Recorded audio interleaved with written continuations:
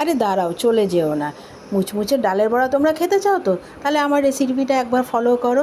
আমি মুসুরির ডাল দিয়ে এই বড়াটা করেছি, তোমরাও একবার ট্রাই করো, দারুণ হয়েছে। আমি অবশ্য তোমাদেরকে অন্য রকমভাবে রেসিপিটা করে দেখাবো। আমি 1 কাপ মুসুরির ডালকে ভালো করে ধুয়ে বেশ খানিকক্ষণের জন্য, মানে 2-3 ঘন্টার জন্য আমি ভিজিয়ে রেখে দেবো। ডালটা কিন্তু তোমরা ভালো করে অবশ্যই ধুয়ে নেবে। এবার ধোয়ার পরে আমি ঢেকে রেখে দিলাম।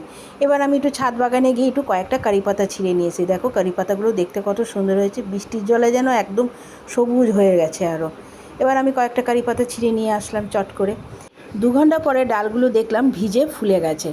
এরপরে দিয়ে দিলাম আমি এর মধ্যে 1 চামচ কালো জিরে, তার মধ্যে দিয়ে দিলাম 2 চামচের মতন বেসন, তারপরে দিয়ে দেবো আমি 2 চামচের মতো চালের গুঁড়ো।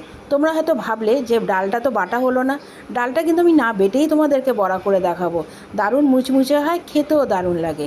এরপরে দিয়ে দেবো কিছু কুচনো পেঁয়াজ। কুচনো পেঁয়াজটা কিন্তু তোমরা একটু বেশি পরিমাণেই দেবে। এরপরে দেবো আদা আর কাঁচা লঙ্কা একটু গ্রেট করে এর মধ্যে দিতে হবে। এরপরে আদা আর কাঁচা লঙ্কাটা গ্রেট করে আমি দিয়ে দেবো। তারপরে আমি দিয়ে দেবো কারি পাতা, যেটা আমি একটু আগে ছাদ বাগান থেকে ছিঁড়ে এনেছিলাম, সেটাও আমি দিয়ে দেবো। এরপরে দিয়ে দেবো বেশ খানিকটা ধনেপাতা কুচি। ধনেপাতা কুচি দিলে কিন্তু ডালে বড়ার স্বাদটা আরও বেড়ে যায়। দেখো আমি বেশ খানিকটা ধনেপাতা কুচি এর মধ্যে দিয়ে দিয়েছি। এরপরে আমি দিয়ে দেবো স্বাদ মতো নুন আর সামান্য হলুদ গুঁড়ো। আর এই ডালটাকে মুচমুচে করার জন্য দিয়ে দেবো প্রায় 1 চামচের মতন কর্নফ্লাওয়ার।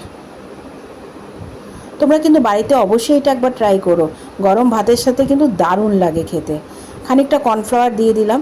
এবার এই মিশ্রণটাকে আমি ভালো মতন মেখে নেব। আমার বাটিটা কিন্তু একটু ছোট হয়ে গেছে, তাই আমি একটা বড় বাটিতে এটাকে ভালো করে মেখে নিলাম।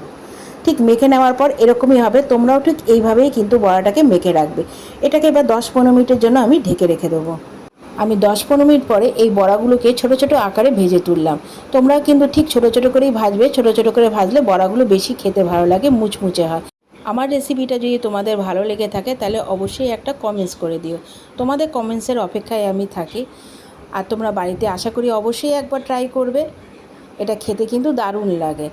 এইভাবে আমি প্রত্যেকটা বড়া এক এক করে ভেজে তুলেছি। আমাদের রেসিপিটা যদি ভালো লেগে থাকে তাহলে একটা লাইক, কমেন্ট আর শেয়ার করে দিও। আসছি পরবর্তী রেসিপিতে। ভালো থাকো, সুস্থ থাকো। এখনের জন্য টাটা।